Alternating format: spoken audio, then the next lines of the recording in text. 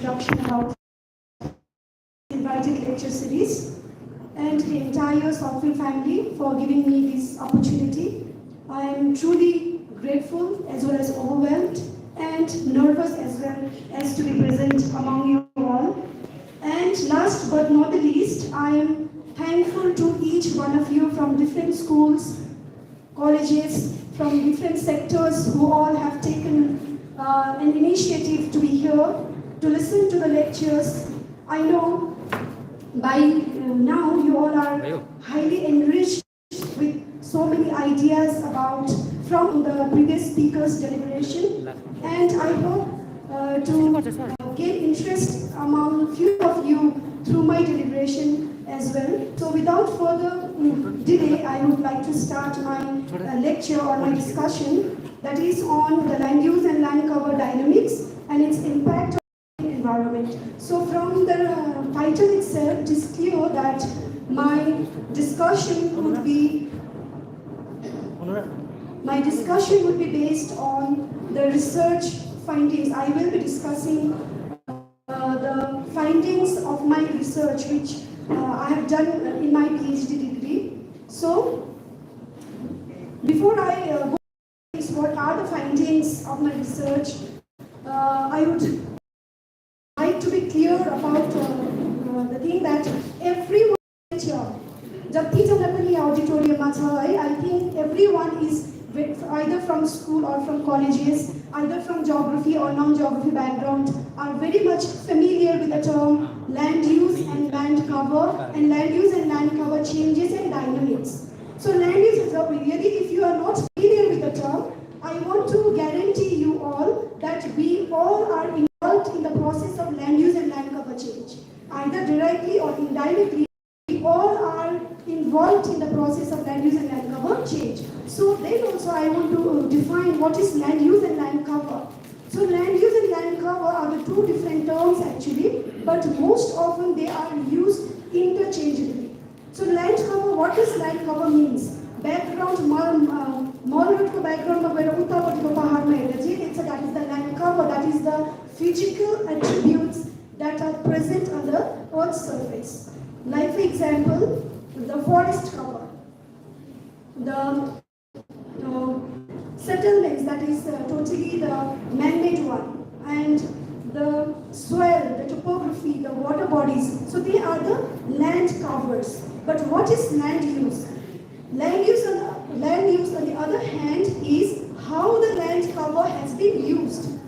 That is basically determined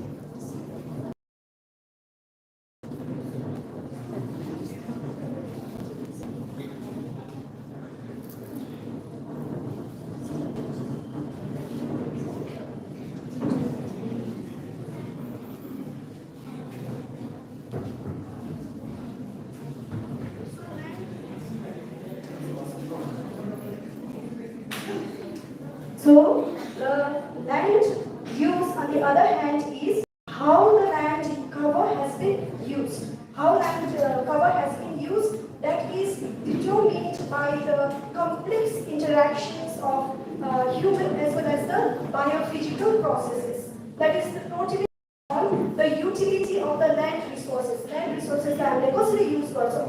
आज त्यहाँनिर agricultural fields छ, भोलिको दिन त्यहाँनिर हामी घर बनाउँछौं. So that is the land use. So by now I think everyone is clear what is land use and land cover, and why the topic land use and land cover is concerning many researchers in the recent time is that, like I said earlier, that each one of us present here are directly or indirectly connected with changing the land use and the land cover. We are involved there. So that means what? More than 7 billion people are involved in the process of land use and land cover in the recent times. So what happens on the other hand, even the smallest changes in the land use or the land cover leads to a global or universal environmental or the ecosystem changes. So my topic is based on that only. So what could be the impact of the land use and land cover changes at the micro level studies?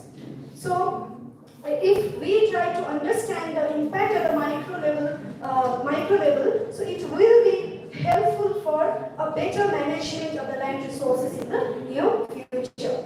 Okay, so the statement of the problem in here, what I want to say is, like the previous speakers have also already told, the importance, the fragility, the weakness, the importance of the mountains. So I also want to say that we are living in the most fragile geographically, geologically region of the world. The mountains are most fragile, not from only from the ecological or the environmental point of view, but the people, the livelihood is also very much vulnerable in the mountain.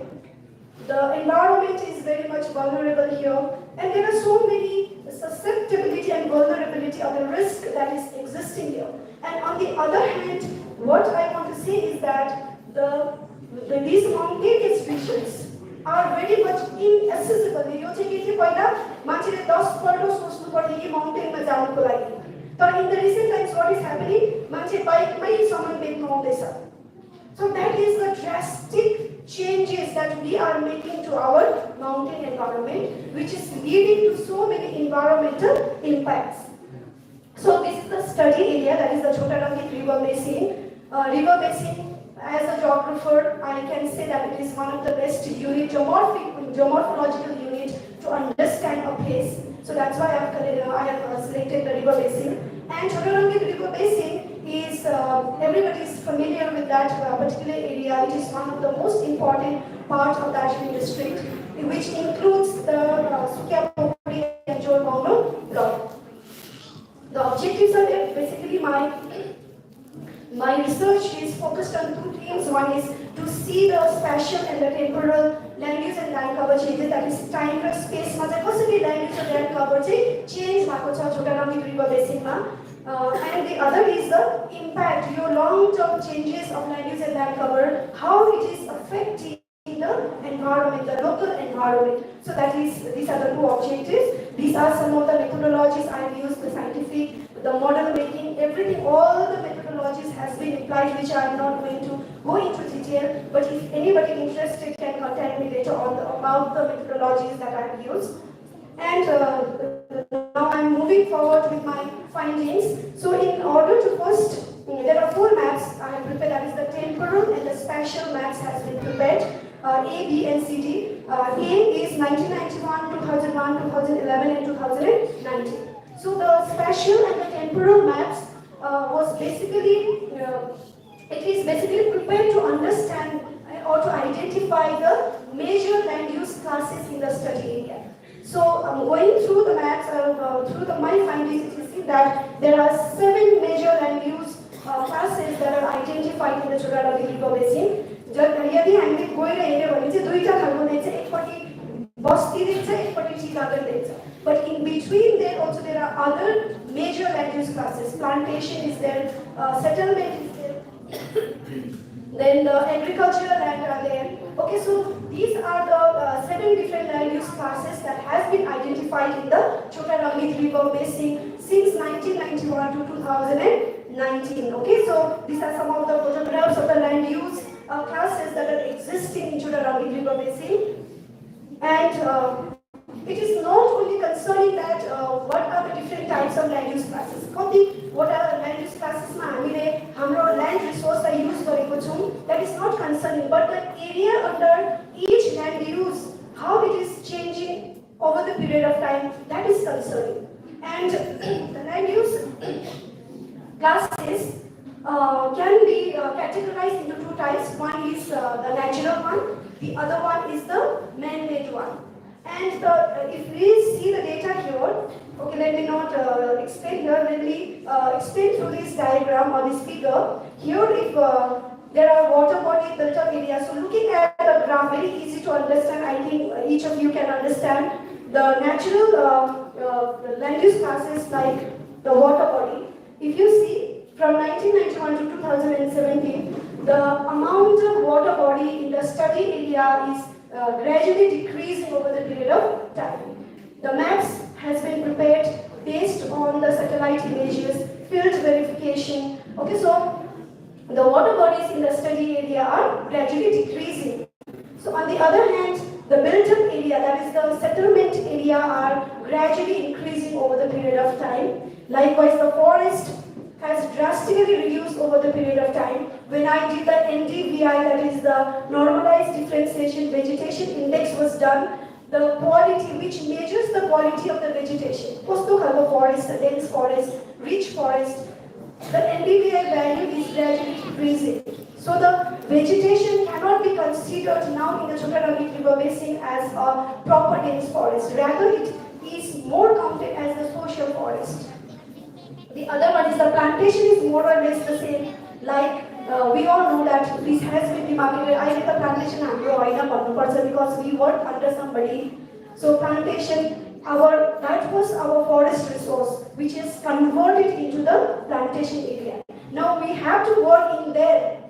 That was our resource. But now we are working as a worker, as a laborer there. So that is the impact. If we do a very drastic land use and land cover change, it not only affects the environment that affect the livelihood patterns are also get affected. So the agricultural plantation is more or less same because we cannot encroach the plantation area. Tea garden area so it remains more or less the same. But the other part of the land use has changed over the period of time. Okay, so this is the land use dynamicity. Topic material land use land cover change, that is the dynamics. What is dynamics means? Every area, every land, if you use it several times for several reasons. पहिला जंगल थियो त्यहाँदेखि हामीले के गर्यो agricultural land बनायो agricultural land पछि यहाँनिर घर बनाउँ भने घर बनायो घर बनाएपछि एक टुरिस्ट स्पट हुने रहेछ यहाँनिर होमस्टे बनाउँ भयो so the same piece of land has been used for several purpose in different period of time so that creates a problem of land use dynamicity तब चाहिँ जस्तो हाम्रो मान्छेको सिस्टम हुन्छ नि नानीहरूलाई गुड बोय हो ब्याड बोय हो इन्टेलिजेन्ट बोय हो एउटै मान्छे कन्फ्युज हुन्छ इन्डिभिजुअल पर्सनालिटी के हुन्छ हराएर जान्छ in the same way the ecosystem gets disturbed at the grassroot level हिजोको दिनमा त्यहाँनिर वाटर बडी थियो आज अचानक त्यहाँनिर कम्प्लिट एउटा घर बनाइदियो के भयो त्यहाँको स्पिसिसहरू दे गेट डिस्ट्रोयड त्यहाँको स्पिसिस त ह्याबिटेट हो त उनीहरूको एउटा वाटर बडी इज ह्याबिटेट हो कि न yes or no sorry for my Bengali in between because I'm used to talking in Bengali, so I'm extremely sorry for that. But so what happens is that we lose the species. Got the importance of land, for the species, the diversity, which is the mountains are a rich storehouse of many resources, rare species. But due to drastic and unscientific land use and land cover changes, what is happening?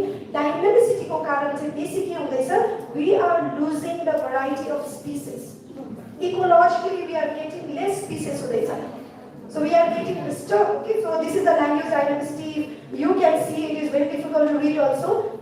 All classes of land use that has been identified in the Chotaragit River Basin, they have gone through a change. Has been conversion of land cover into different land uses over the period of time. Okay, so here the decadal rate of change has been shown through this table. Here also I can say in a short the natural land cover like the forest, the water body, they are our resource. They are having a negative or the decreasing trend over the period of time, while on the other hand, the man-made land uses and land cover are increasing in the areal extension over the period of time. So now I am going to the second part of my research, that is the findings, the impact of land use and land cover change. Impact. Kusto kalko impact to the mountain environment. The first and foremost impact of land use and land cover change is the landscape fragmentation. Landscape fragmentation, like I think you all know what एउटा cake छ अरे बर्थडेको cake very beautiful wow captain cake एकछिनमा टुक्रा टुक्रा पारेर सबैले खायो लास्टको एउटा पिस रह्यो भने क्यान यु इमेजिन कस्तो थियो त्यो cake can you imagine no nobody will know the beauty of that cake. So the fragmentation is exactly the same. एउटा सुन्दर एउटा फरेस्टमै हुनुपर्छ भन्ने होइन तर the continuous changes is affecting. So the fragmentation is one of the problem. टाढोबाट हेर्दाखेरि पहिला बाजे बोजू आमा बाबुले के भन्थे त्यहाँनिर So the forest is the number one causes of landscape fragmentation in Chota Nadi River basin is the infrastructural development. आज बन्यो भोलि नै त्यो भत्किने छ भन्दा के भयो scientific approach should be there. So the fragmentation ko lagi I have done the strata use गरेर गरेको छु. Indices has been calculated so that is scientific. I will not go into that. But some findings I want to tell. The patches, forest को patches. पहिला हेर्दा यो ठुलो forest देख्दै थियो, पछिबाट त forest the patches मा देख्न थाल्यो छोटो छोटो. So the number of patches for the forest has increased. पहिला ठुलो जंगल देख्दै थियो, बीचमा एक दुईवटा गाउँ देख्दै थियो, काउन्टिङ गर्दाखेरि 14 वटा forest big forest थियो. तर पछि अहिले 2019 मा हेर्दाखेरि forest are in our patches. गाउँहरु बीचमा पुरै भएर गएको छ. Second one is the forest there were only 5 villages, now there are 6 villages. So the patches has increased. So and the other one is the agricultural land, and the last one is water body is more concerning. While at springs we had 50 springs in 1991, 66 water bodies were there, but in 2019 only 39 water bodies has been observed in the study area. So that is the impact, one of the impact of land use and land cover change. But related impacts are there. Yesterday only I was also talking with Dr. Arindam, that the attack from the monkeys. Why it is happening? The first impact of fragmentation is that the increased man and animal conflict. Just to mention as per Amma Baba, suppose if you are from the rural area, villages go when it comes up. तिमीलाई आमाहरुले के रोपेको थिए मकै रोपेको थिए बाँदर आएर खाइदियो. Now these incidences has become very common. Why? These are the result of the landscape fragmentation. Fragmentation को यो चाहिँ side effect हो. More effect तुमसी आएर आजकल त कुकुर पनि लगिन्छ अरे, मान्छे पनि लाने चान्सेस छ अरे जंगलका एनिमल्स अरे. Why? These are the impact of the fragmentation. So very easily I am trying to explain. I hope. So fragmentation is one of the impact of the land use and land cover changes. So another impact very much related to the fragmentation is what? The changes in the ecosystem services. Ecosystem भनेको खाली जंगल हैन. Ecosystem, house is the ecosystem.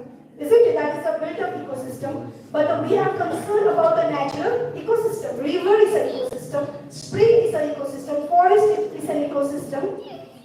So they provide different kinds of provisions to us. Yes or no? So they provide us with the provisions like the regulating provisions. Regulating provisions, what does it mean? Regulating provisions means there are so many cycles that is going, a hydrogen cycle, oxygen cycle, but they are maintained by the ecosystem. That is called the provisioning. That is known as the regulating services of the ecosystem. Hydrological water cycle, monsoon rain, that is again affected by the ecosystem existence. Why global warming, climate change? Now glaciers are melting. Why? The drastic land use and land cover change, the human interferences with the interventions into the natural environment is the cause for the global climate change. And any environmental problems we are facing today, the grass root level problem is the land use and land cover changes. So here, while analyzing the ecosystem services impact, it is observed that the water bodies, there is decreasing services we are getting. पहिला धाराबाट पानी पाउँथ्यो भने अहिले कहाँबाट पाउँदैछ? Through the pipes, घर जल. अहिले त्यो सिस्टम हुँदैछ. Why? The water ecosystem is already disturbed. Now we have to depend on some technologies to maintain our water requirement. The forest ecosystem, but we get so many things, isn't it? So that is also disturbed, and there is ecosystem services has been measured, scientifically measured based on the Kostenja's formula. That also is decreasing over the period of time. Build-up area it as a natural ecosystem. So the coastal jar, according to the coastal jar also, we cannot get any kind of services, protections. For a basic rural landslide, even the house will not protect us, isn't it? Okay, so that is there. So another impact is on the land surface runoff. So what sir Ravi ke kono bhako photo ma dekhyo hola dhamilo rangko pani baugदै थियो, isn't it? So it is during the rainy season we see that all our jhoras, all our nalas, all our rivers, they are filled with the muddy water. What does that indicate? It is not the muddy water. It indicates that we are losing a huge amount of topsoil. Topsoil is the most productive and only cultivable part of our soil. So we should be concerned how much of soil we are losing due to सबैजनाले घरको अगाडि अहिले के गर्छ, concrete गरिदिन्छ हो कि हैन, चिप्लेर लड्छ भनेर चिप्लो मेटाउनको लागि, तर के हुन्छ, that is a small process of land use and land cover change that is affecting our ecosystem. So here also in Chotarani river basin also, if you see the areal extension, the stages of surface runoff has been categorized in different classes: very low, low, moderate, high, and very high.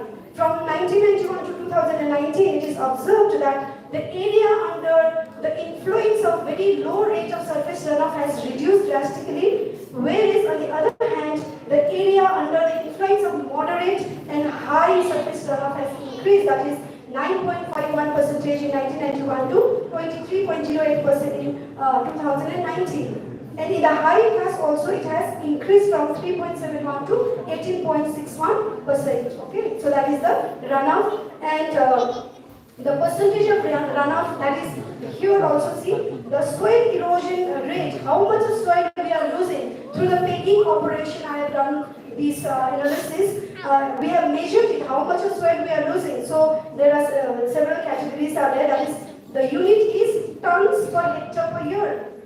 So the area under the influence of 7 to 11 tons of soil loss or the erosion is very much 13.24% in 2019. That is 13.24 percentage of area in Chotarani river basin is losing annually at least 7 to 11 tons of topsoil due to land use and land cover change. In 11 there is 11 to 15 also, that is tons per year. Ton भनेको सबैले बुझ्छ, it is a unit of measurement.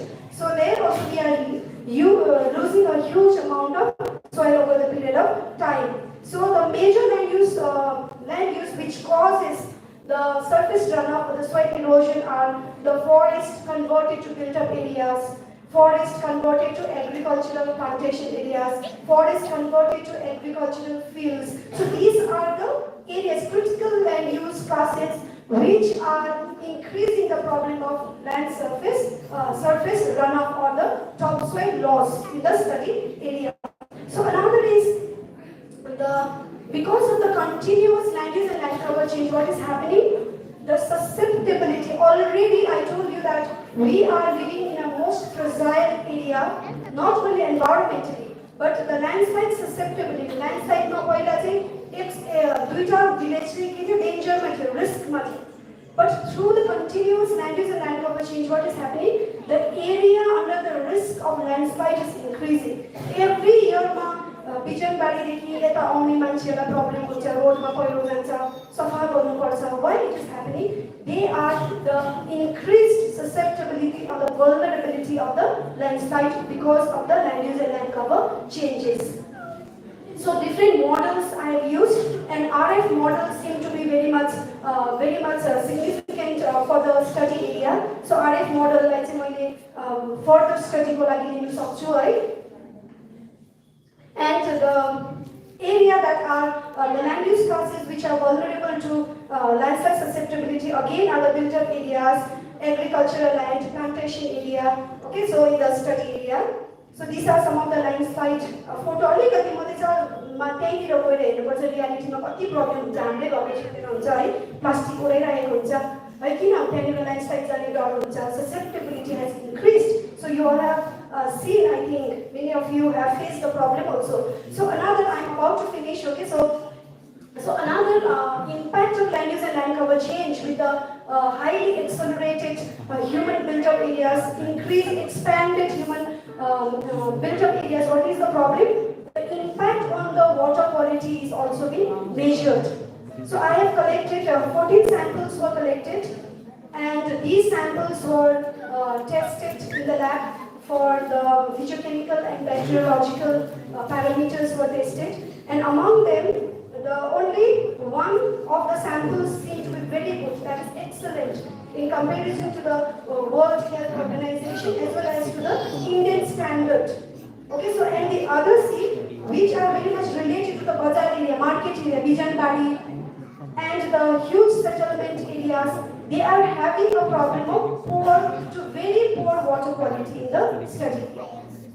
किन भन्दा बिजनबारीमा गएर हेरेको सरले भन्नुभयो नदी हाम्रो घरको छेउमा आएको हामी गएको होइन तर बिजनबारीमा गएर हेर्दा चाहिँ के देख्यो भन्दा इनसाइड द रिभर ब्याङ्कमा चाहिँ मान्छेको टोयलेट छ सुँगुरको खोर छ कसै कसैको त घर पनि छ इभन छोटा रिभर बेसिनमा सबैलाई थाहा छ in 1968 there was a flood even after knowing that even the paleo channel is still there पुरानो जहाँनिर नदी थियो अहिले पनि छ रिभर थियो त्यहाँ छ still people are building the houses inside the river bank. So all these things should be taken into consideration. On the candidate dumping, so pura bridge ko muni there is a dumping. So the quality of water has deteriorated over the period of time. Khali quality deteriorated bhako chaina, quantity also has been deteriorated over the period of time due to drastic and unscientific land use and land cover changes in the study area. So last but not the least, I have shown the impact of land use and land cover changes on the land surface temperature. So the land surface temperature is very important because यहाँ अहिले भर्खर auditoriumमा बस्दा बस्दै कहाँबाट चिसो भइरहेको टाउको कि खुट्टाबाट so that is the land surface temperature. So the surface temperature, your concrete छ नि त होइन suppose माटोको धर्कोमा अर्कै फिल हुन्थ्यो होला natural धर्कोमा अर्कै फिल हुन्थ्यो होला. So in that way what happens? The surface temperature is one of the major environmental part or the aspects of the environment which is affected by the land use and land cover changes. There are so many researches that is going on about the land surface temperature changes due to land use and land cover. So in Chota Rangi River Basin also, if you see the first graph that is A to B, same type of temperatures are the map. The upper map shows the land use map, land use and land cover map, and the lower one shows the cross-sectional map to measure the surface temperature, which is based on the satellite imageries. Okay, so according to the first two graph, if you all can look at the first A to B, it is the same type of map. There are different land uses which is running from A to B. The areas that were covered on the forest were having the temperatures around less than 15 degrees Celsius, around 12 degrees Celsius for temperatures are forest, plantation, even social forestry. But the other part, you can see the build-up and all, they are having around 25 degrees Celsius temperature. So the surface temperature variation is also happening because of the land use and land cover of the area. So in Darjeeling also we have to use the fan time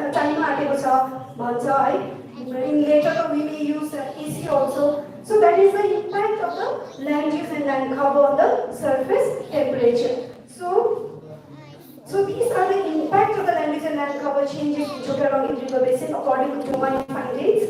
And the temporal and the spatial temperature also, if you can see the table, the minimum January temperature in 1991 was -4 degrees Celsius, which was 3.11 degrees Celsius in 2019. The maximum temperature was 23 degrees in 1991 and it was 24 degrees. 1 degree change in temperature also plays a vital role in the livelihood. The livelihood, sustainability, so many things are affected. So these are the impact of land use and land cover changes in the Chota Rangi River Basin. So based on the findings, the Mojas, the Chotanagi River Basin could be divided into different zones, that is high environmental susceptibility zones on surface runoff, soil erosion. So there are of the Mojas Konam, Basti Konam, which is more susceptible to which kind of environmental problems in near future. So like for example, for the surface runoff we have Majua, Singum, Dera, Kankibung, they are very much susceptible to the surface erosion. The water quality we have already seen, like the Bijanbari, Kankibung, they are having the poor water quality because of the huge interference of the human beings in the natural environment. So in the conclusion, without giving any suggestion, I don't like to give the suggestion, because in the beginning only I said that each one of us present here are responsible for the land use and land cover changes. So the suggestions is that everyone should be aware about what we are doing with our land resource. So what we are going to do, how we are going to use it in near future. Some maybe planners in near future, urban planners. So you should take into consideration the future impact of the changes. So these are some of the photographs taken during the field. I am also very much grateful and obliged to every individual, including my supervisors, for guiding me, directing me to complete this PhD or my research work. Thank you so much, everyone. Thank you.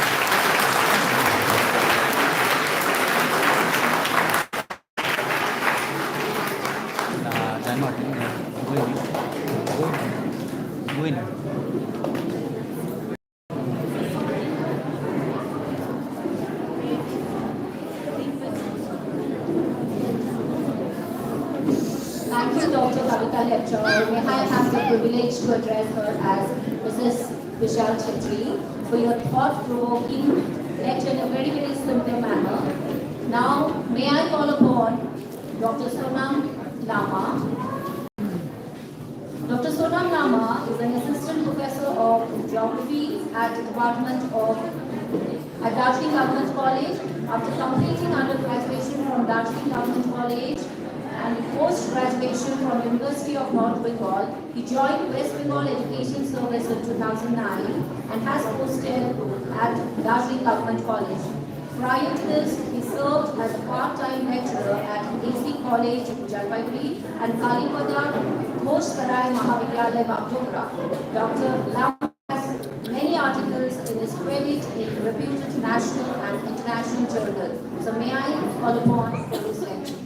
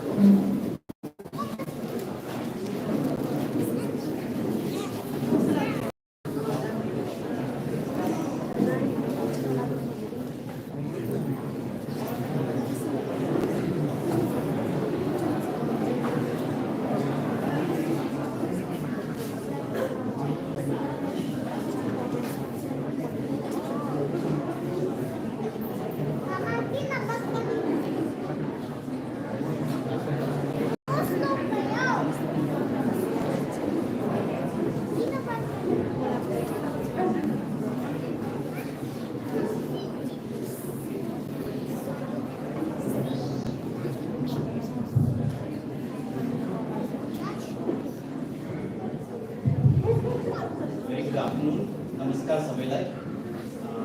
I'm the second last speaker. Thank you, Sujata ma'am, for the brief introduction that you gave about me. And thank you, Southfield family, for having me here. It's an honor.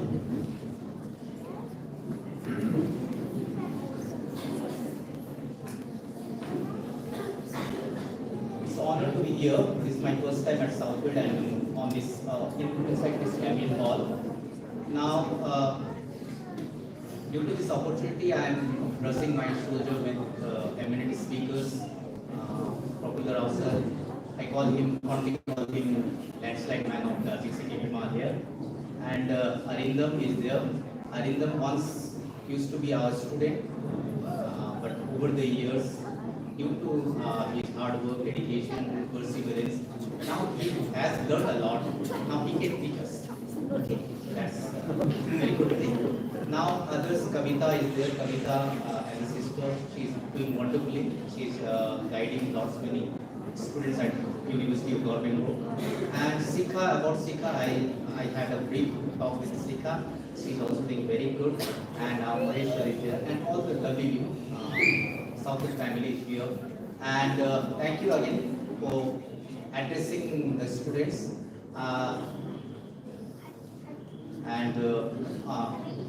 I can see many UG students from my college and the neighboring college. And during the lunchtime, one of the student from one of the neighboring college came to me and said, "Sir, this time is my last. I'm in this semester. This time again I will go." Since our college used to be Nodal Center, practicals practicals they used to come appearing the practicals. So, my last sir, yes, I will again come. So again, very good afternoon. So, thank you again, and I'll be talking on this topic. Topic is anthropogeology of Darjeeling, Sikkim, Himalaya, and its borderland. Okay. Now, this topic, anthropogeology. Maybe you term like it's not. Anthropogeology, because it's a combination of two words. One is the anthropo, and another is the geomorphology. Okay. Anthropo is a Greek term. Greek word, sir. Anthropo means human, and geomorphology, as you know, geography student we know geomorphology is a part of physical geography that deals with the landform. Landform, surface we see. Okay, so your landform it's ever changing, change by right. Okay, so this scope, all the science and arts about landscape or surface of the earth comes under the domain of what? Or we call it as geomorphology. Geomorphology, landform change, evolve. What are the factors that change this geomorphology, or that's this surface comes under the purview of geomorphology. So understand that anthropogeomorphology how we humans are changing the surface of the earth or landscape of this earth. That is anthropogeomorphology. Okay? Human geomorphology. It means to say human geomorphology, or the man-created geomorphology is the anthropogeomorphology of Darjeeling, Sikkim, Himalaya. This did not understand. It's understandable. Okay. Now,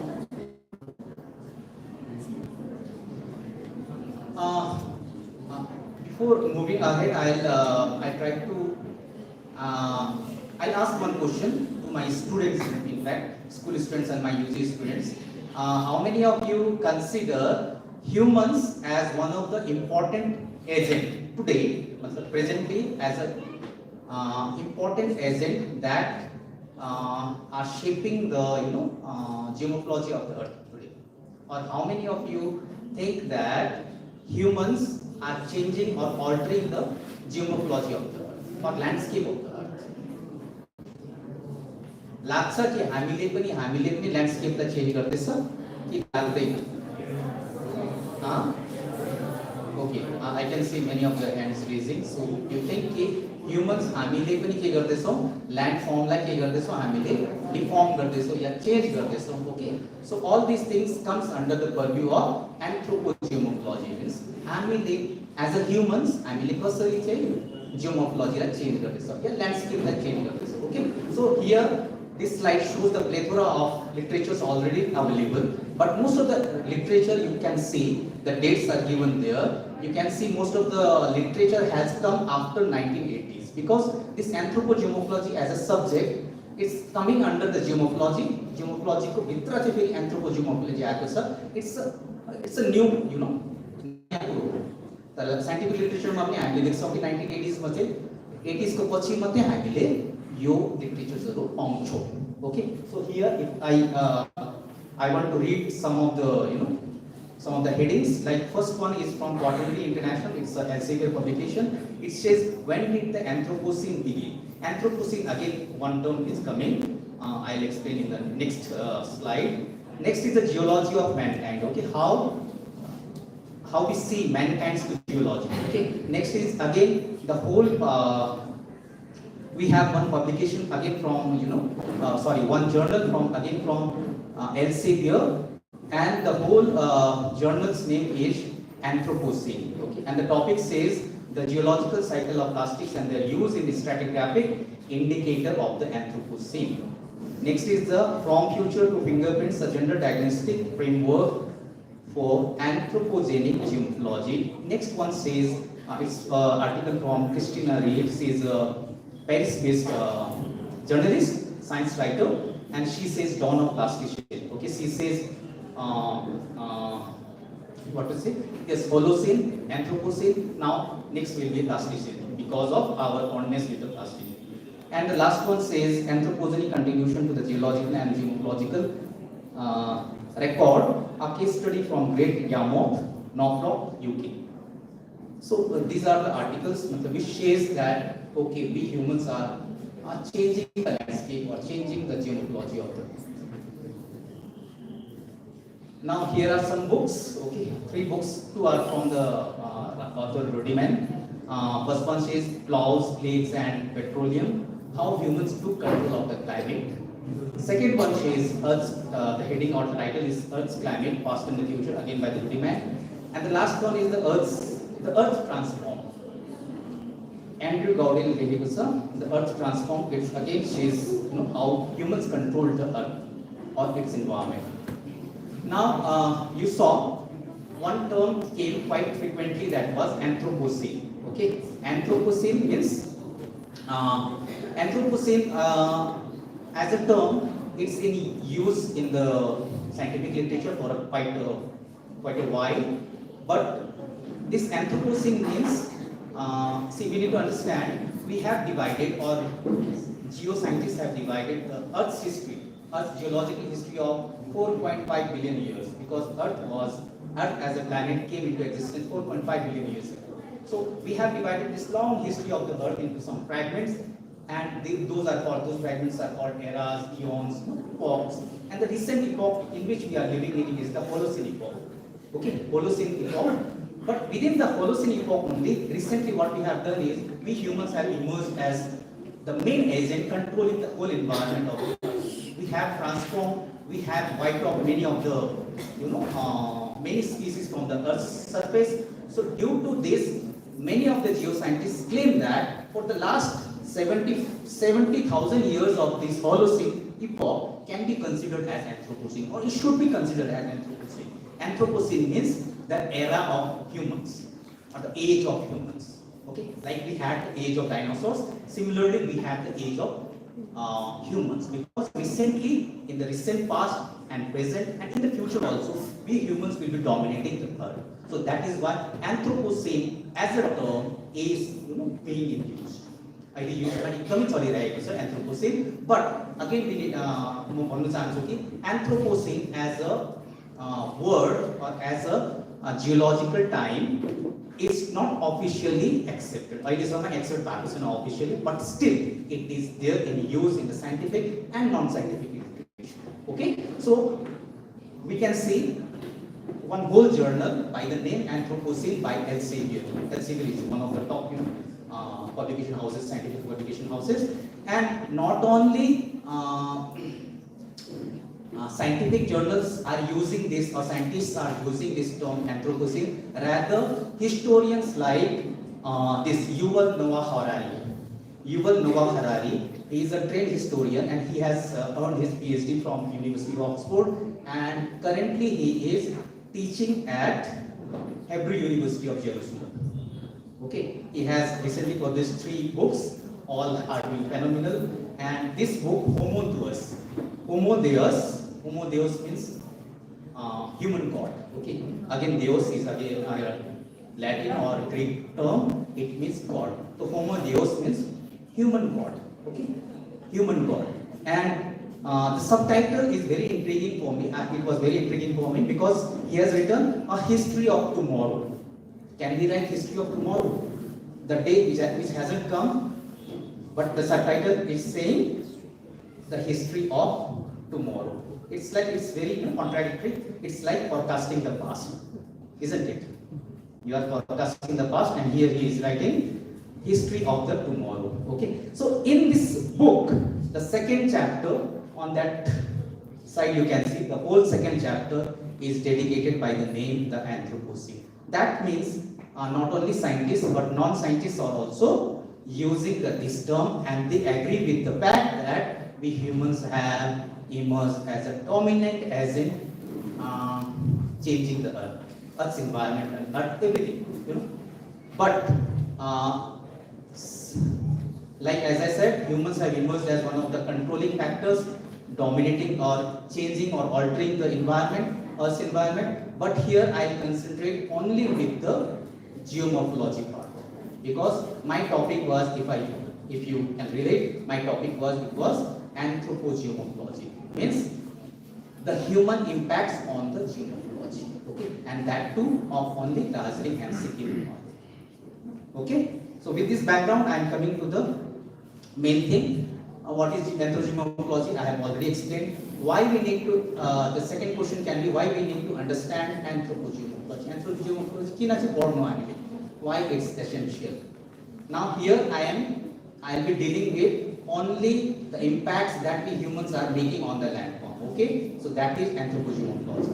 While landforms, the first point says, while landforms and soils are subject to formation, change, and even destruction by natural forces over a geological time scale, changes resulting from human activity are quite sudden. You know, it takes very less time, and that is why they have a strong impact on vegetation, water resources, and soil. Okay, it's according to many. I have cited many authors, and they have given the opinion that naturally landforms change, but they take a long time. But when we humans change a landform, it's very sudden, in a very brief amount of time. We change the landform, and that has a bigger impact on vegetation, land resources, and the soil.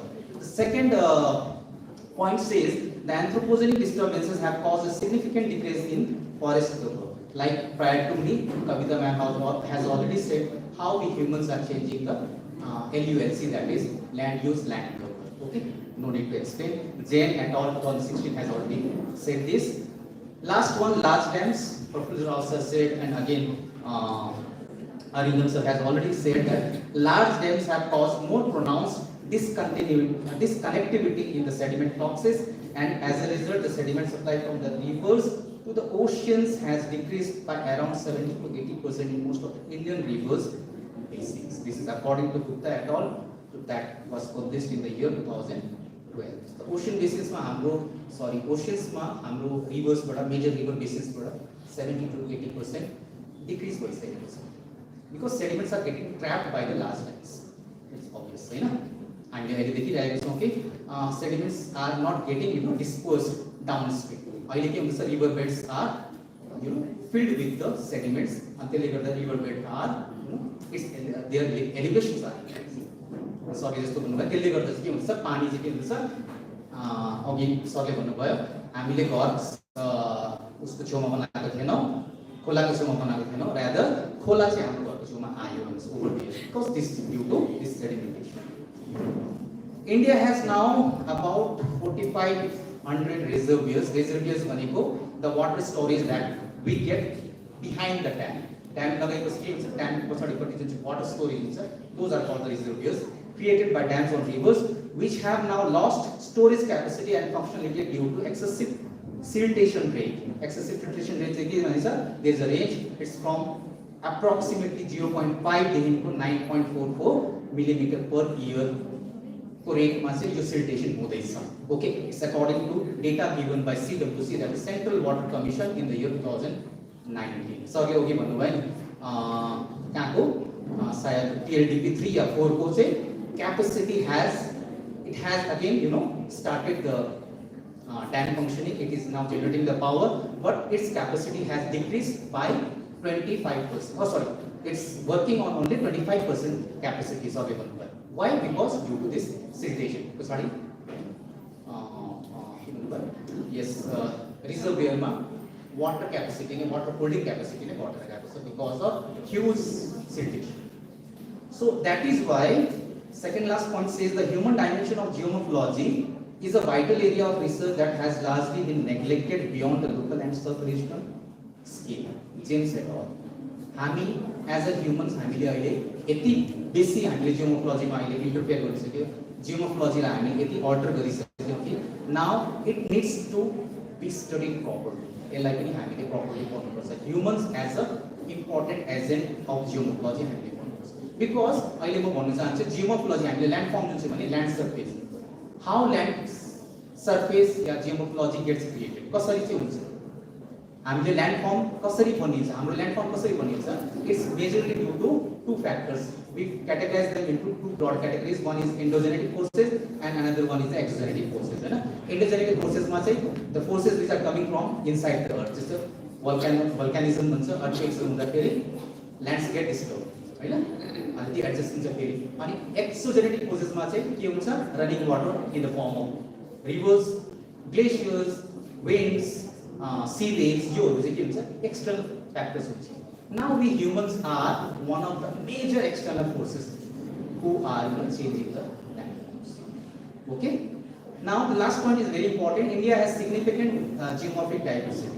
We know India has a significant geomorphic diversity because we have the high Himalayas, plateaus, plains, coastal plains, islands, sabai kuras are. We have a huge geomorphic diversity and sustains world's largest population. The world's largest population पनि अहिले यही इन्डियामा छ त यो largest पपुलेसनले चाहिँ के गर्दैछ it is creating it is altering the land surface okay this huge population size and high density is altering the geomorphology at a scale and rate never witness before अहिलेसम्म देखिएको थिएन जुन चाहिँ स्केल जुन चाहिँ रेटमा त्यो टाइपको अहिले जियोमोर्फोलोजीमा अल्टरेसन हुँदैछ despite this fact much less has been written about the effectiveness of humans as a geomorphic agent त धेरै कम्ती नै अहिलेसम्म स्टडिज भएको छ नाउ स्टडिज आर ह्यापनिङ र यो कुरो चाहिँ अझै बढेर जान्छ now come to my area अब मेरो एरियामा म आउँदैछु इट्स इस्टर्न हिमालय हामीले देख्दैछौँ इसी मोडबाट मैले लिएको छु source and the second one shows the Darjeeling Sikkim Himalaya okay now Darjeeling Sikkim हिमालयमा के हुँदैछ पिडमोन्ट एरियाजहरूमा योहरूमा चाहिँ हाम्रो दार्जिलिङ सिक्किम हिमालयमा पनि के भएर गएको छ we see increase in population भएकोले गर्दा चाहिँ हामीले के देख्छौँ दार्जिलिङ सिक्किम हिमालय चाहिँ as prior to me many speakers have said that Darjeeling Sikkim Himalaya is highly dynamic in nature highly dynamic छ tectonically very active छ we get highest rainfall and highest rainfall अनि अर्को कुरो चाहिँ के छ soils here and the geology here is very fragile okay अनि यस्तो एउटा फिजिकल सेटिङमा चाहिँ के छ हाम्रो again since we have a huge population and the population most of the population here are socio economically backward छ हामी सोसियो इकोनोमिकली ब्याकवर्ड छौँ ओके त हाम्रो सेटिङ चाहिँ कस्तो छ भन्दा नेचुरल सेटिङ चाहिँ के छ फ्रेजाइल छ अनस्टेबल छ अनि यसको माथि चाहिँ सोसियो इकोनोमिकली ब्याकवर्ड पपुलेसनले काम गर्दैछ so we see a superimposition of you know unstable physical factors त्यसको माथि चाहिँ सोसियो इकोनोमिकली ब्याकवर्ड एउटा पपुलेसन फ्याक्टर्सले काम गर्छ So when they mix up, के हुन्छ जियोमोर्फोलोजी पनि चेन्ज भएर जान्छ okay okay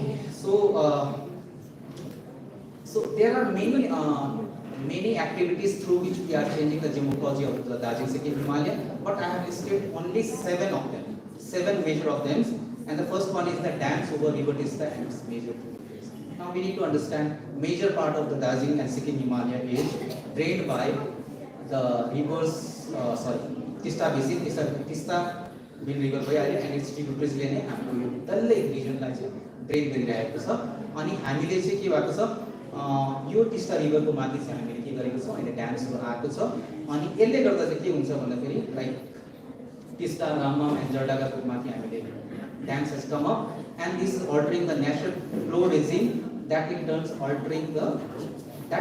alters the geomorphology of the region. We need to understand, as I said, exogenetic forces many agents are there, but the most important agent is the flowing water, that is river. Okay, our country is a tropical country. The tropical zone ma हामी पर्छौं. The tropics ma सबभन्दा important agent transforming or natural agent transforming the geomorphology is the flowing water or river. Okay, now हामीले यो flowing water लाई नै हामीले जब control गर्छौं, when we regulate this flowing water free flow of these rivers, then we are also regulating the erosive or depositional character of these rivers. यसले गर्दा चाहिँ जब erosion र डिपोजिसन ने अल्टर भएर जान्छ मतलब it is altering the geology of the river. Okay, now here I have taken some photographs on in the year 2019. It's near TLDP4. So layout ले देखाइएको सक्नु भएको छ धेरै फोटोग्राफ्सहरु, but here the upper four माथि जुन चाहिँ यो चारटा छ, these four photographs shows the condition behind the dam. मतलब रिजर्भियर मा जब वाटर जब फुल प्लेस जब स्टोर भएको हुन्छ त्यति बेला कस्तो हुन्छ. Now you can see it has drowned the neighboring vegetation also. छेउछेउको भेजिटेसनलाई ड्राउन गरिसकेको छ. And जब वाटर गेट्स स्टोर्ड रिजर्भियर मा या त बिहाइन्ड द ड्याम जब स्टोर हुन्छ तब इट्स नट फ्लोइङ, फ्लो भएकै हुँदैन. त्यसले गर्दा चाहिँ के हुन्छ, इट प्रमोट्स सिल्टेसन. यसले के गर्छ, सिल्टेसन या त डिपोजिसन प्रमोट गर्छ. Even fine particles also, sand particles also gets to the grain, तल गएर बस. यसले नै सिल्टेसनलाई बढाउँछ. Okay, and due to this only we can see यो पिक्चर हेरौँ यहाँ के भएको छ, इवन फाइन पार्टिकल्सहरुले चाहिँ यहाँ एउटा ल्यान्डफर्म क्रिएट भएको छ दैट रिसेम्बल्स लाइक बीच, एउटा बीच जस्तो एउटा what to say beach like एउटा फीचर यहाँ डेभलप भएको छ. It's due to this siltation or this deposition. Okay, यो हुनुहुन्थेन had the river been free flowing, यो हुन्थेन. तर यो ड्यामले गर्दा चाहिँ यो एउटा क्रिएट भएको छ, यो फीचर क्रिएट भएको छ. This is also alteration of geology. यो ड्यामले गर्दा नै भएको थियो, हामीले बनाएको feature. Okay, this is the situation above the dam and this is the situation below the dam. ड्यामको मुनि डाउन स्लोप हामीले हेर्यौँ भने चाहिँ down slope of the dams are it's water scarce region. यहाँ हेर्नु पानी नै छैन, एकदमै minimum water is flowing. And due to this we can see the river bed also. Bed rock पनि हामीले देख्दैछौँ, एकदम हार्ड रकहरु हामीले देख्दैछौँ यो तलभित्र. Okay, so this kind of things is going on Darjeeling सिक्किममा. नेक्स्ट अहिले एकदमै चल्दो बोल्दो ओके टनलिङले गर्दा हामीले what we are doing is Darjeeling Sikkim Himalayan Darjeeling is not sorry Sikkim is being brought into the railway map of India. Railway map अब सिक्किमलाई गाभ्नु पर्छ रेलवे मैपसँग. So that is why Sivok रङको rail link is going on. काम धमाधम हुँदैछ. Okay, about 70 to 80% of the work has already been done. त टनलिङले के हुन्छ, व्हाट टनलिङ डज, टनलिङले के गर्छ भन्दाखेरि चाहिँ टनलिङले इट वाइडेन्स और इट डेभलप्स क्रैक्स. पहाडलाई जब हामीले टनलिङ गर्छ, जब ड्रिल गर्छौं के हुन्छ, इट डेभलप्स क्रैक्स, फ्र्याक्चर्सहरु हुन्छ अनि नयाँ क्रैक्सहरु पनि बनिन्छ, नयाँ फ्र्याक्चर्सहरु बनिन्छ अनि it also widens the already existing cracks and fractures. Okay, and यसले गर्दा के हुन्छ, सर्फेस या त स्लोप इन्स्टेबिलिटी इन्क्रिज भएर जान्छ and at times it leads to landslides. Okay, now here we have letter that I found in the Northeast Frontier Railway website. It says the total length of the Sevok-Rangpur rail line is 4.96 km.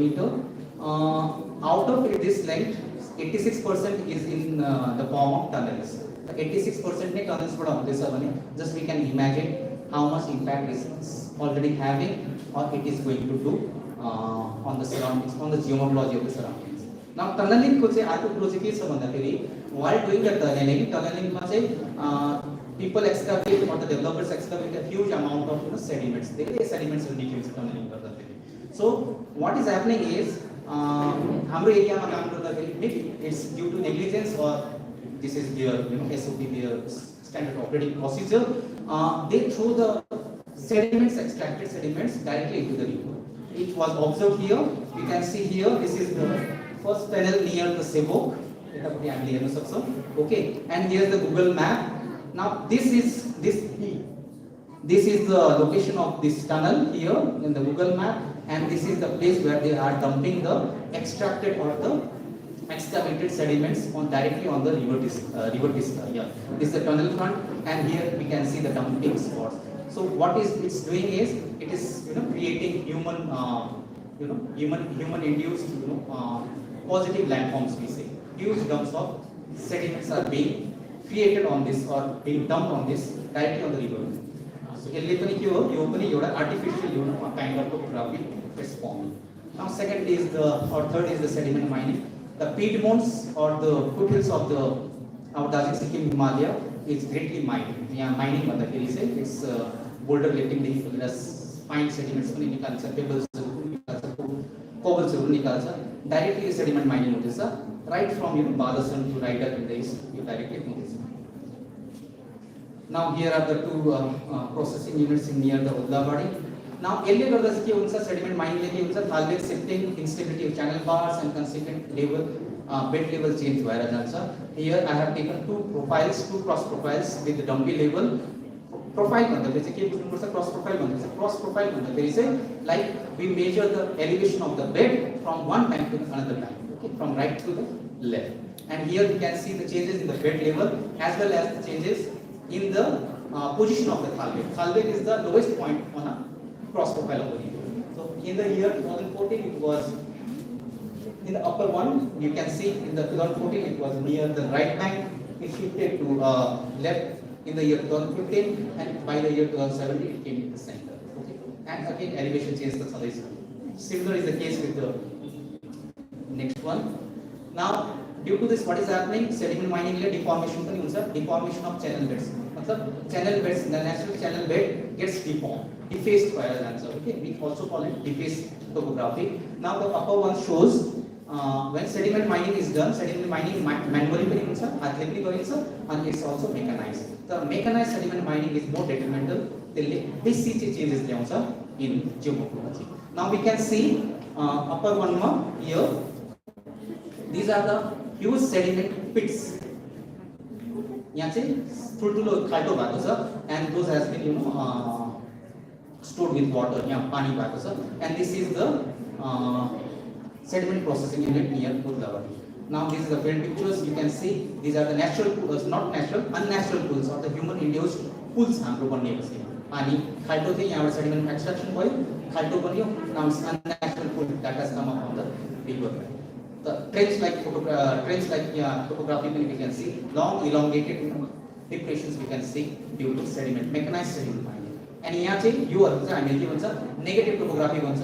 Now here we can see positive topography. यहाँबाट ल्याएको sedimentsहरुलाई चाहिँ this is a Uddlabadi processing unit. यहाँ processing unit मा dump गरिएको छ and its height ranges from anywhere from 10 meter to 15 meter height.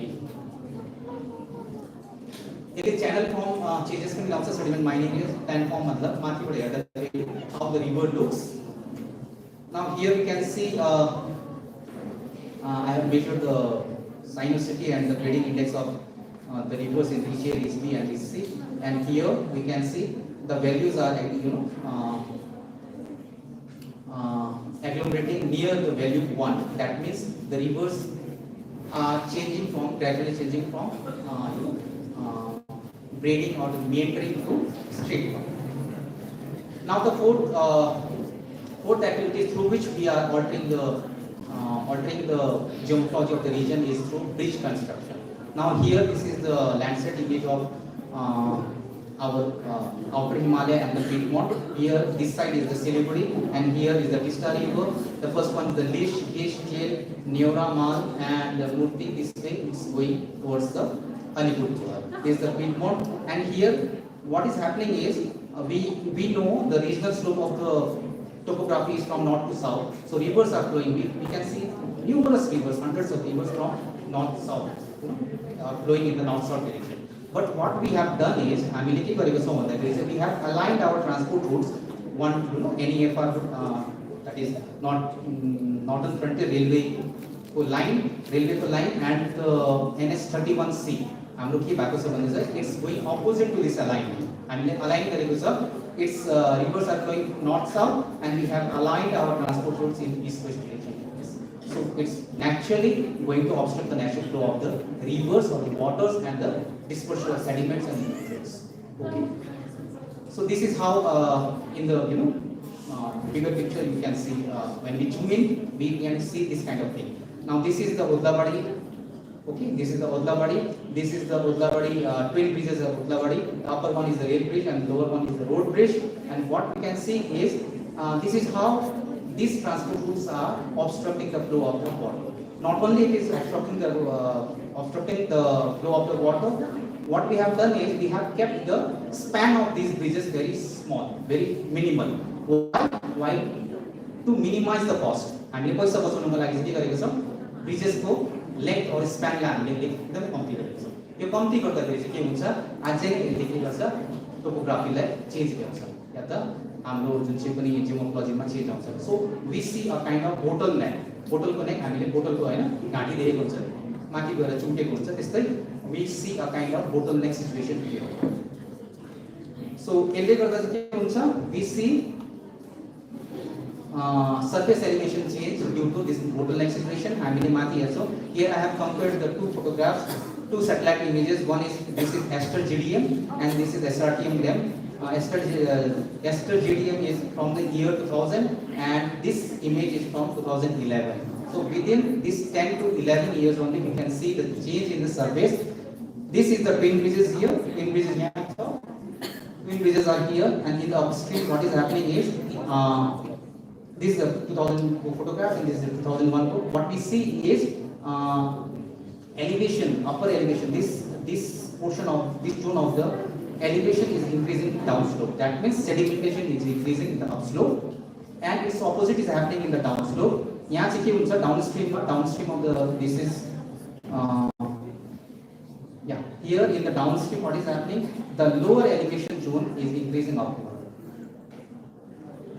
It's also affecting the hydraulic and the geometric parameters. We can see when the whole water goes through a very constricted zone, what happens, velocity increases below the bridges, and this leads to incision of the bridge piers. Bridge को जति पनि pillars हरु हुन्छ त्यसको मुनि के हुन्छ, erosion happens, and maybe due to this only we see remnants of these bridges, earlier bridges. Now earlier railway bridge used to run from here, railway line used to run from here, but it was collapsed, and after that here the new railway bridge was constructed. But now what they have done is they have decreased the numbers of railway piers or railway pillars. Earlier it used to be 5 in numbers, now only 3 are there.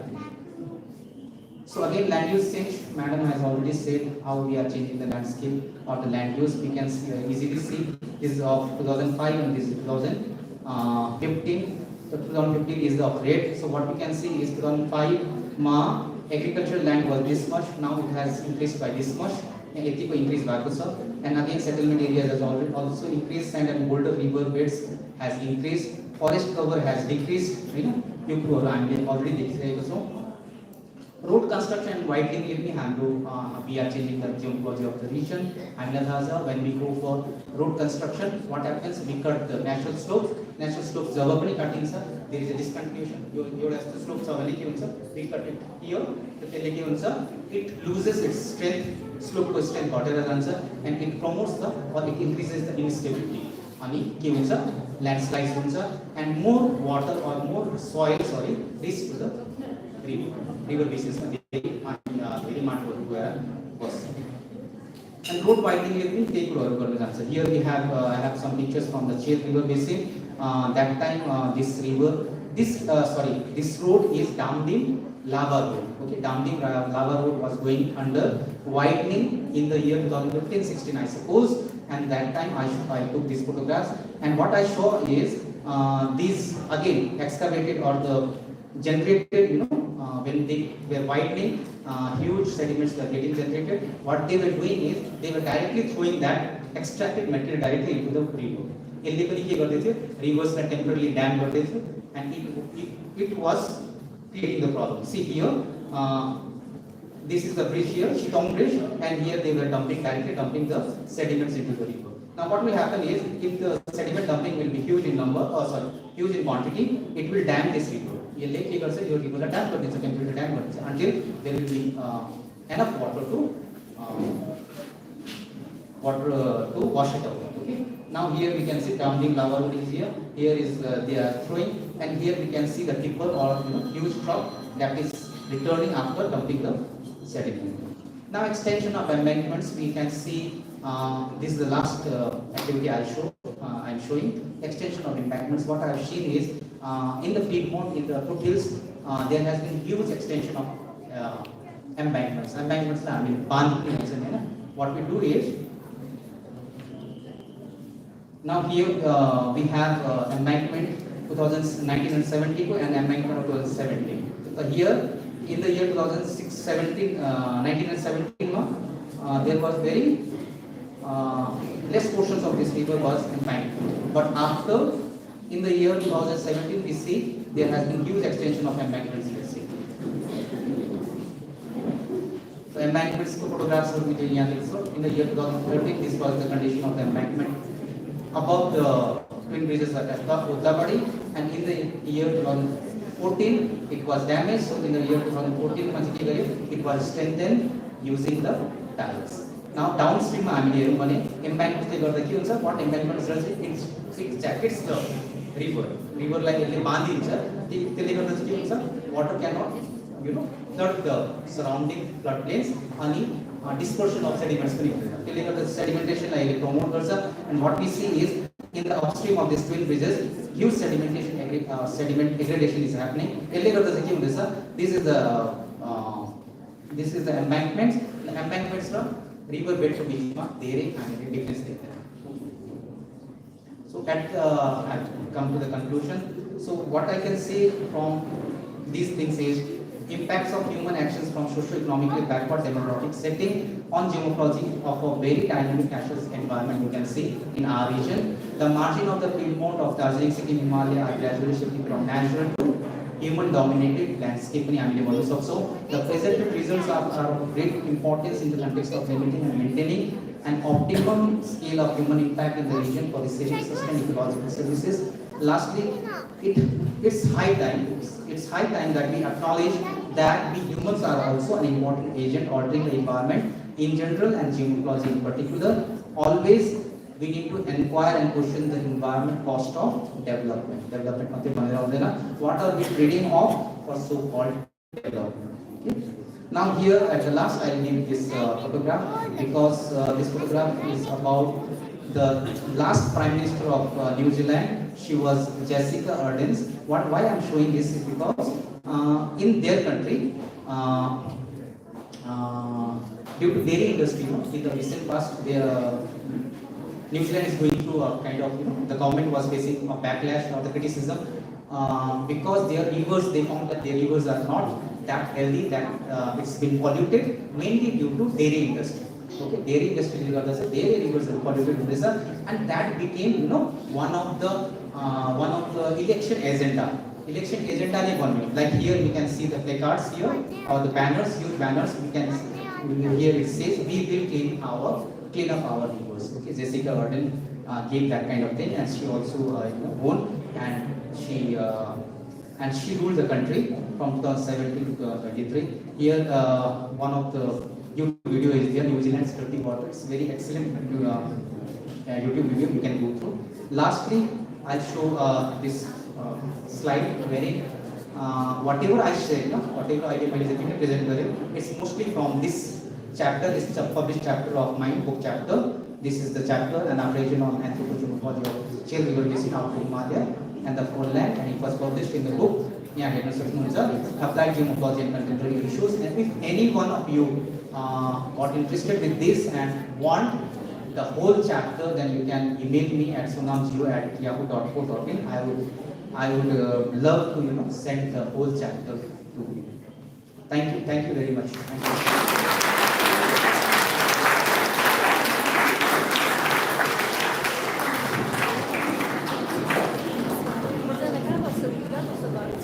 Thank you, sir, for enlightening us on the subject like anthropogeomorphology. We've almost come to the end of our lecture session, and the last speaker today is Dr. Shikha Subba. May I call Dr. Shikha to deliver her lecture? Before that, I would like to give a brief introduction about her. Dr. Shikha Subba, she completed her BA Honours in Geography from Southfield College and MSc in Geography and Natural Resources Management from Central University of Sikkim. She holds a PhD in Development Studies from prestigious National Institution for Social and Economic Changes, ISEC, Bangalore, and she's trained in multidisciplinary resources research approach, and her research focuses on crucial issues like political ecology, disaster risk reduction, etc. Working as an independent researcher, her commitment to rigorous research and analysis allows her to uncover valuable insights and inform evidence-based policies and strategy.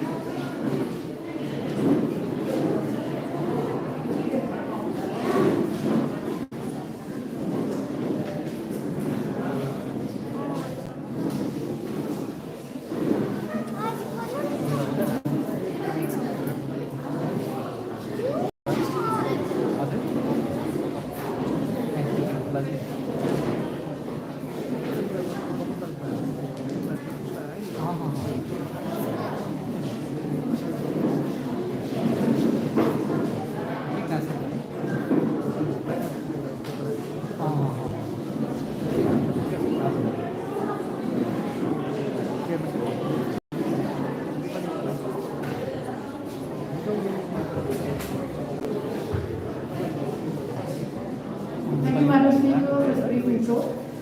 Good afternoon, all. Okay, hi. So right now my role is to discuss on the issues related to dealing with disasters. Okay. So specifically, I'm going to discuss in the context of Himalayan landslides. So why Himalayan landslides? Because according to United Nations International Strategy for Disaster Risk Reduction reports, 30% of the world's landslides occurs in the Himalayan region, and India, 50%, according to National Disaster Management Authority of India's report, 15% of the India's land is vulnerable to landslides of different severe intensity. So, any textbook will tell you, okay, so what are the causes? What will be the causes of landslides? So, either human-induced factors or the natural factor or the environmental factor, okay? But apart from all this, we need to decode the factors that are not, been taught in the syllabus or like which is not there inside the textbook or commonly found journals articles. So anyway, let's start from the very fundamental level. Okay. So I hope most of you have heard about plate tectonics and the formation of young fold mountains, right? So Himalayas lies in the fault line between the Eurasian and the Indian plate, right? So they are in the convergent line. So the Eurasian plates and the Indian plates are moving towards each other. That's why we have always, landslides or kind of earthquake kind of activities.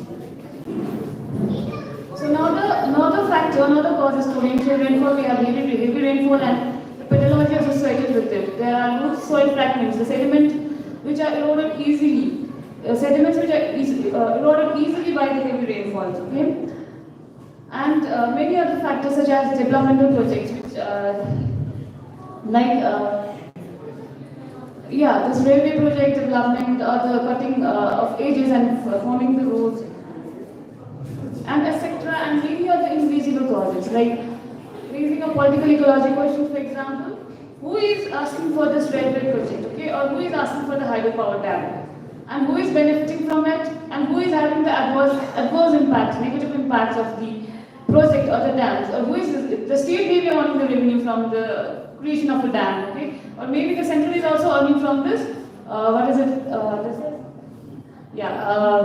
from the railway construction project, but at the cost of whom? At the cost of the people who are, in the vulnerable situations, okay, or the vulnerable hazard reasons.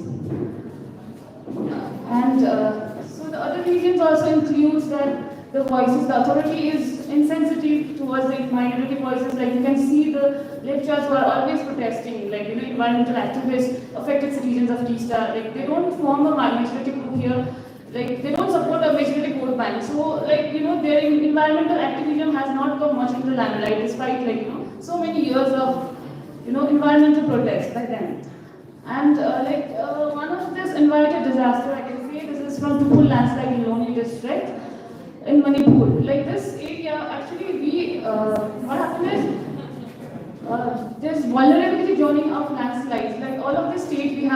we know that how much of vulnerable a particular location, a state or a district is, but still why there were heavy deploy of armed forces or other workforces in these vulnerable zones is a very big question, right? So many lives even have been washed away by this landslide. If it was not been, if the soldiers were not deployed in the Stupul, this Noni district in the river bank side during the heavy rainy season.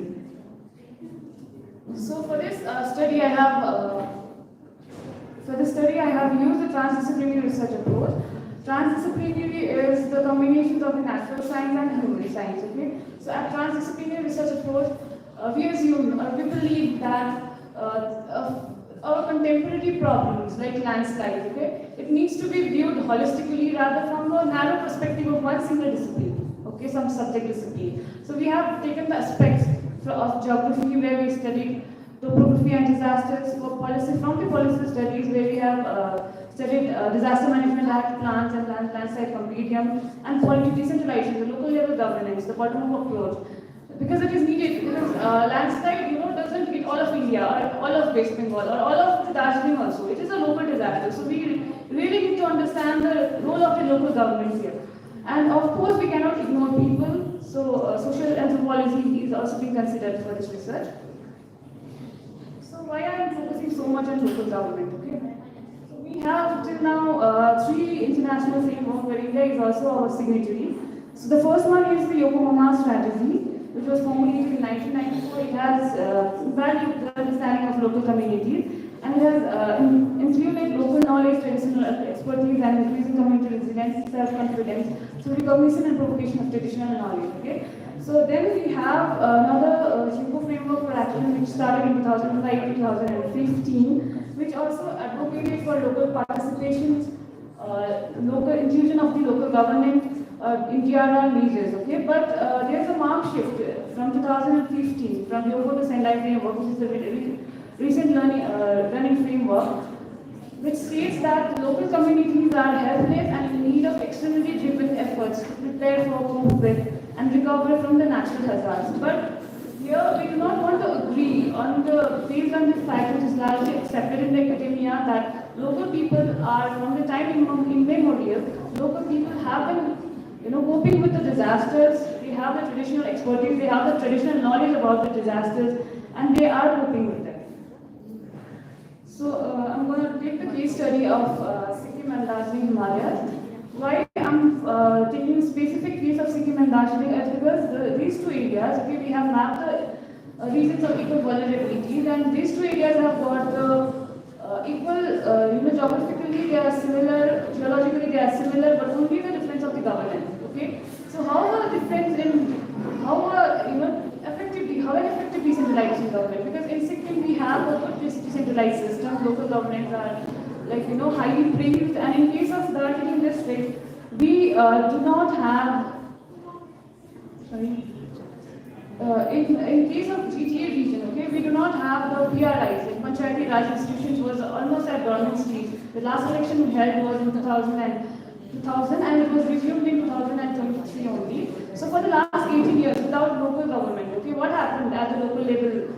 What happened at the local level? How the local government was dealing without the local representatives and without PRIs, the local disasters, right? So and how the things are being taught in Sikkim. So this differences I am trying to bring a comparative analysis, and so this is the vulnerability map. We have taken this area into considerations. This is South Sikkim. Here we have River Tista. This is River Tista. Okay, then we have this as GTA region, and here we have taken this GPU unit called Tulu Mamrik from South Sikkim and Samse region from the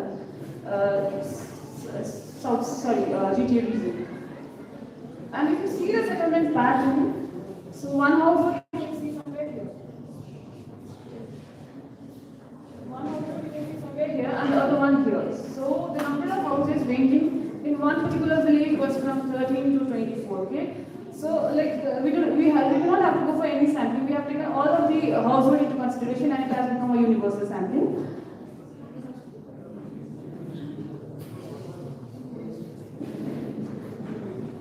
So the major question was, since India is also signatory of different frameworks works, we say that we have shifted the focus from post-disaster centric relief oriented disaster management to mitigation and prevention centric approaches. So the major question was who is doing the risk reduction, landslide risk reduction strategies at the local level. So the macro analysis this is the macro analysis. While discussing with the key stakeholders and the empirical evidence that was collected from the pilot field study, we come to learn that it is through MG analysis. We can only find a sense of MG analysis that are doing some kind of green work in form of flood control and protections, water conservation, drought proofing, renovation of traditional water bodies and land development. So which are directly or indirectly related with the landslide risk management at the local level. Okay. Here I have put DJC because when you open the MIS report of MGNRJ, it's still DJC, it doesn't show GTA, that's why I've written it as DJC only. So in all these things, and one more thing, this MGNRJ is a demand-based work. Okay. For example, this data I have taken from the very vulnerable villages of Sikkim and Darjeeling. So what happens is, through Gram Sabha, people can put their demand. Okay, for instance, in a vulnerable area, people puts the demand for they wanted a kind of protection wall, or whether they want a drainage belt up. Okay, it's put through the Gram Sabha. Okay, so since there is no Gram Sabha because of lack of PRIs in GTA region for a long time, so we do not see any kind of impact of PRIs in the GTA region, whereas in Sikkim you see that comparatively in green works, the state of Sikkim is quite doing well in terms of disaster risk reduction strategies through MGNRJ as compared to the GTA. So this is the kind of also participating in Gram Sabha. So since I was mentioning about MGNRJ and Gram Sabha, and I have not taken into consideration of the GTA region because there is no Gram Sabha in the region. And in case of Kurung Mamri GPU of South Sikkim, we can see that 19.70% of people, research participants have participated in the Gram Sabha, whereas 46.7 are called biannually. So actually Gram Sabha should be held 4 times a year, but not everybody are called for the meeting. Okay, so people who talk much, or people who raise questions, or people who doesn't support. For example, there are 2 parties, Sikkim Krantikari Morcha and Sikkim Democratic Fronts. People like the candidates who support, who is in the favor of Sikkim Krantikari Morcha will not call the the villagers who support the other party. Okay, so similar cases, I think we can have an assumption that since the PRIs have started in GTA region, also similar cases like this may be a case in GTA region in further upcoming days. So we have disaster management act of 2005 and disaster management policy of 2009, and we have every 5 years we have updated disaster management plan, which claims that focus has been shifted from relief-centric to disaster management approach to DRR approach. But is it really happening in the vulnerable villages? We see that if what kind of prevention activities are being done. So in case of red-zone villages or the very vulnerable villages of South Sikkim, we see some kind of prevention activities are done through MGNRJ. And protection was for pre-prevention and tarpaulin that falls, that plastic is being used for coping strategy, and some household building grants. And earthquake and landslide resistant houses are being given through the CM house building grants. Okay, so but in case of GTA region, we don't see prevention and mitigation measures at the local level. So there's only distribution of tarpaulin.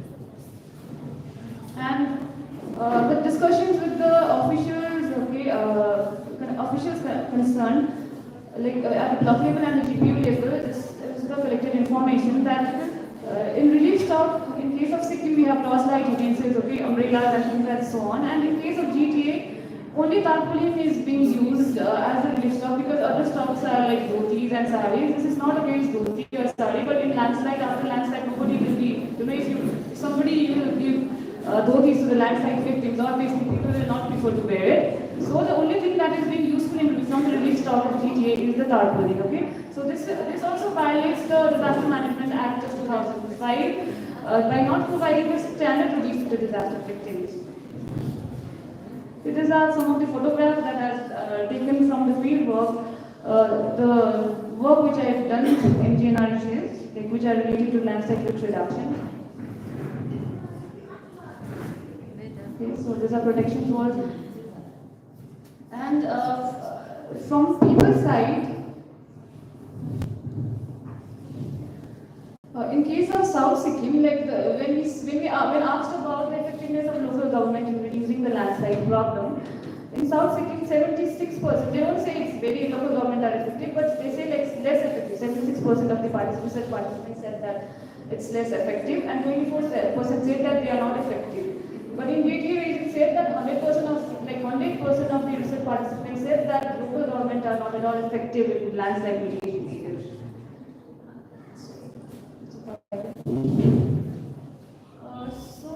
Another important aspect is people understanding their current understanding, which is totally how the kind of understanding about disasters or any kind of landslide they have is totally based on their experiences or stories they have heard and incidents that they have faced. So the oldest landslide stories people can remember. So just because I have taken the historical, I have collected some historical account, or so some of the stories were not documented. We have documentations of how many people died in landslides, or what intensity of rainfall was there at the time of 1968 or 1950s, but we do not have documentations from the survivors part of the story. What happened to the people? So the last landslide people would remember, like from the vulnerable villages, is the landslide of 1950, and another one is the landslide of 1968. Okay, so these are embedded into the cultural memory of disaster. Cultural memory of disaster is those memories which does not fade away with the last witness. Okay, for example, it will pass on to the generations. For example, like we play a game called Tombola, right? So in Tombola, when the announcer said that the ball then the number that's right on the head is 68. Okay, that is what we call as cultural memory of disaster. I have collected some of the stories from the survivors from Samse village and from Tulumamring GPU of Sikkim. Obviously, all the stories I cannot share right now, but some of the important stories are like most of the participants said that the village used to look different. And imagine a situation where only 2-3 survivors in a village called Mul Kharga, okay, have to do cremation of 17 bodies together. Okay, so those are the stories. Okay, those need to be documented, and the stories of fair rehabilitations. Okay, the whole village, the entire village was swept away, and the people were given shelter, rehabilitation near to the Bangladesh border. So where they could not survive. So that is a kind of a fair rehabilitation, and people have to work as a bonded labor in somebody's agricultural field. By 1992, like from 1986, like they left the village, but by 1992, almost all the villagers came back to the same village. Okay, so these are like some miraculous escape. Somebody said that all of his family died during the tenure of King Chobil of Namgyal dynasty, but somehow he only survived from his family, and he was just 1 year old, and not even a single injury had happened to him. So there are many stories like that. Okay, so I cannot tell you everything right now, it will be tomorrow. And so this is the same thing. Okay, the stories that people, possibly 60% of the people heard about nearly 60% of research participants have heard about 1968's landslide stories, and even in blue zone villages also people have heard about 1968 landslide stories, and even in 1950s also, like very less, nearly 10% of the research participants, they said they have heard about 1950s landslide stories. Okay, so this is in terms of the 1968. If you see this witness is high in terms of in the red zone vulnerable villages, the witnesses are more in number, and even in blue zone, like less vulnerable region also, people have witnessed the 1968 landslide, but the difference is here the loss of life, property damages and all, but here the minor injuries and like small, maybe a destruction of kitchen, something like that. So there's a difference. Like the current understanding based on the experiences they share, and we have, in order to measure the current understanding, we have taken a 5-point Likert scale. So mostly the respondents, the research participants said that whether they are like they have that kind of deterministic perception that the landslides can be reduced, and if wanted landslide can be reduced with financial support, with the financial support or support from the authority. And we believe that landslide, obviously 100% people said that their health and psychology, everything gets impacted with the landslides. Okay, so what we are doing at household level is because most of the household were from the agricultural farming background, and they could do only some kind of activities like plantation, stone walls, protection walls, and jali walls. And only 8% of the participants from the GTA region have said that they have done something to build up their house strong against the landslide, whereas we see 43% of the participants, research participants of the same vulnerable zones in Sikkim, South Sikkim, said that their house structures are made strong against the landslide. So the conclusion from the research participants are being poor is being unsafe from landslides. So the other issues relating to is the issues relating to the finances. So I tried my head banging towards the financial aspect of disaster management. So why there is no mitigation fund? Okay, we have already stipulated amount, like ex gratia fund, for example, some 4 lakh, 5 lakh if somebody died out of disaster. Why we do not have funds, such funds for risk reduction strategies, right? Some mitigation measures.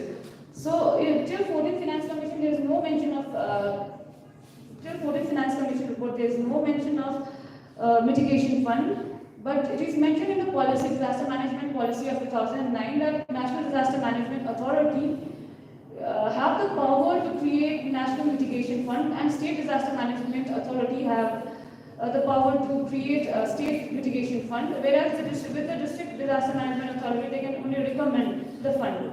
And in 15th Finance Commission also, they said that the mitigation fund should be made necessarily, but only the cost relating to relief and rehabilitation has been mentioned in the 15th Finance Commission also. So, like while digging out, so I tried to find more on the subject. Then there was an RTI filed by one of the member of Rajya Sabha from Andhra Pradesh, Mrs. Renuka Chaudhary. So there's she filed an RTI regarding why there is no mitigation fund, National Mitigation Fund, National Disaster Management Fund. And despite 70 plus years of India's independence, we do not have a separate ministry for disaster management. Okay, so we still manage under the Ministry of Home Affairs. The then Minister, Mr. Kiran Rijiju, said that the national mitigation, like for the reply of this Renuka Chaudhary, he mentioned that the National Disaster Mitigation Fund has not been set up. The objective of the creation of National Mitigation Fund is for the projects exclusively for the purpose of mitigation, which is being served by the existing centrally sponsored schemes like National Missions on Sustainable Agriculture, MGNRAJ. So he thinks that whatever centrally sponsored schemes are there, those schemes are running the mitigation measures, right? So keeping in the view of the above, the government feels that at present there are sufficient schemes to take care of mitigation measures. So in different projects, and the need of the creation of a separate National Disaster Management Fund has not been felt. So this was the reply. So it's again the perspective, what matters, right? So this what the central government feels, okay? They don't feel the need of disaster mitigation field. This may not be the same feeling with the local level government who are at the first stage, right? Who are at the primary level or at the first level responders. They may feel that there is a need for the mitigation fund, right? So that's why decentralization, okay, bottom up approach of this disaster management is necessary. There should be more definitions of fund. Okay, thank you.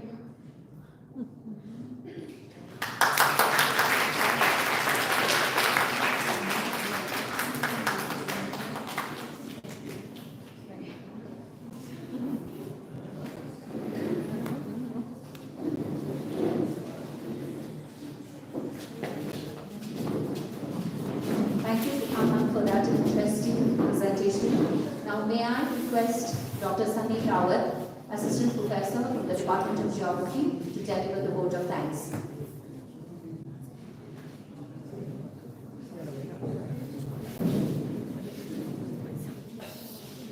A very good afternoon to all. This is Dr. Sunil Rawat, Assistant Professor of the Department of Geography. On behalf of the Department of Geography, I am glad to be standing here to express my vote of thanks.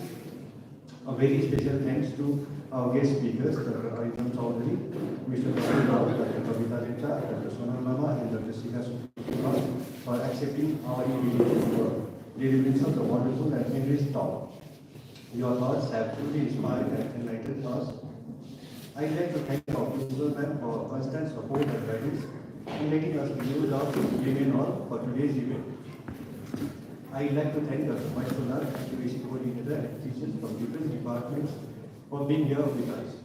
I express my gratitude towards our dear teachers, Ma'am Rakashulai, Sir Vishal Chowdhury, Ma'am Sundata Baraji, Ma'am Sika Supa, and Ma'am Tamu for the immense help and support and organizing this event.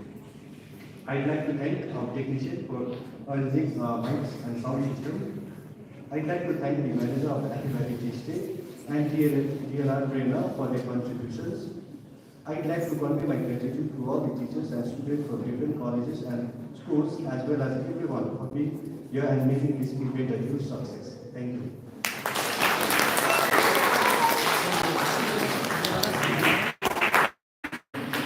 Thank you, sir. Himalayas are ecologically